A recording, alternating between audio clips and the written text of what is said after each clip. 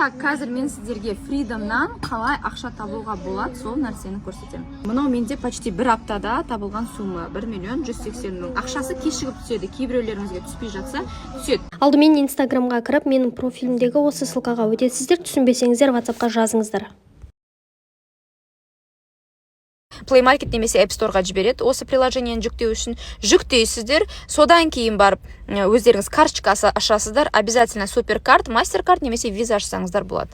Осының ішінде мінекей приглашайте друзей деген нәрсе тұрады. Бұл жерде сіздің барлық тапқан ақшаңыз тұрады, және де сіздің сілтемеңіз тұрады. Бұл сіздің жеке сілтемеңіз. Осы сілтемені жұрттарға таратасыздар, достарыңызға, WhatsAppқа жіберсеңіздер болады.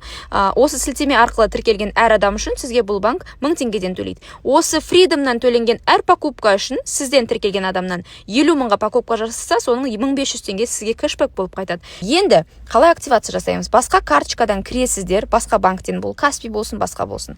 Кіресіздер де өзіңіздің реквизиты карта дегенді тауып аласыздар. Мінекей көрініп тұр ғой реквизиты карта. Осыған кіресіздер, осы реквизиттарыңызды аласыздар да басқа банктен осында 100 теңге аударасыздар. Содан кейін суперкартқа басып, платежи дегенді басасыздар, мобильная связь дегенді басасыздар, өзіңіздің немесе басқа біреудің нөміріне болсын осылай ақша аударасыздар. 100 теңге аударсаңыз жеткілікті. Сөйтесіздер де сіздер уже активация жасайсыздар. Сөйтіп өзіңіздің сілтемеңізді таратып, достарыңыздың арқасында осылай